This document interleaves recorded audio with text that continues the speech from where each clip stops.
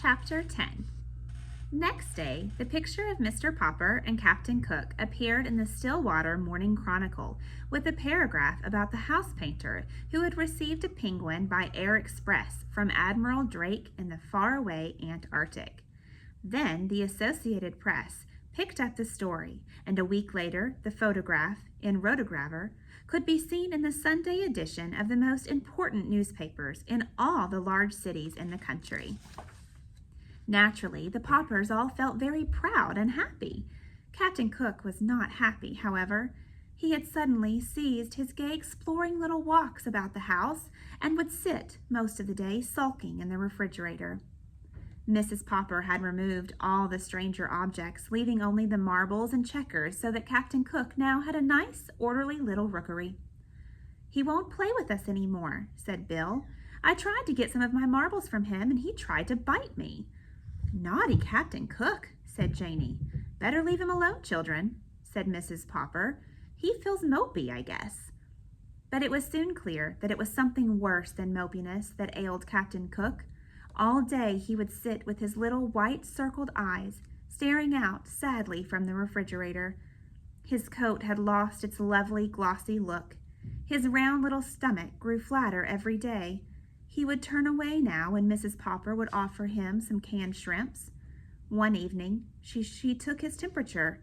It was 104 degrees. "Well, Papa," she said, "I think you had better call the veterinary doctor. I'm afraid Captain Cook is really ill." But when the veterinary came, he only shook his head. He was a very good animal doctor, and though he had never taken care of a penguin before, he knew about birds to see at a glance that this one was seriously ill. "I will leave you some pills. Give him one every hour. Then you can try feeding him on sherbet and wrapping him in ice packs.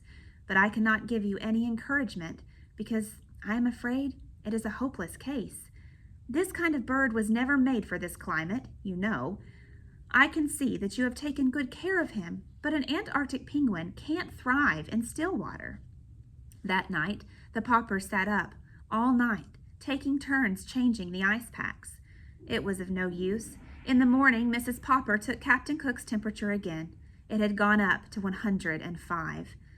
Everyone was very sympathetic. The reporter on the Morning Chronicle stopped in to inquire about the penguin. The neighbors brought in all sorts of broths and jellies to try to tempt the little fellow. Even Mrs. Callahan, who had never had a very high opinion of Captain Cook, made a lovely frozen custard for him. Nothing did any good. Captain Cook was too far gone. He slept all day now in a heavy stupor, and everyone was saying that the end was not far away.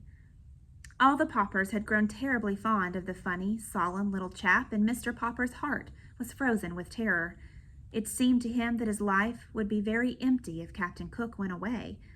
Surely someone would know what to do for a sick penguin. He wished that there was some way of asking advice of Admiral Drake, away down at the South Pole, but there was not time. In his despair, Mr. Popper had an idea. A letter had brought him this pet. He sat down and wrote another letter.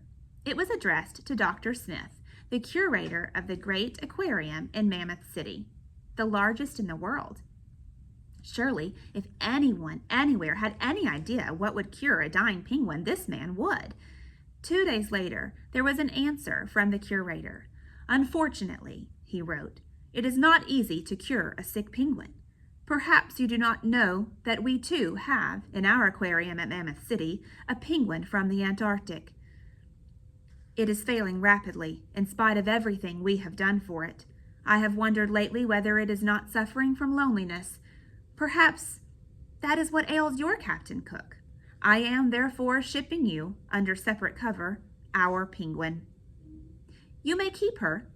There is just a chance that the birds may get on better together." And that is how Greta came to live at 432 Proudfoot Avenue.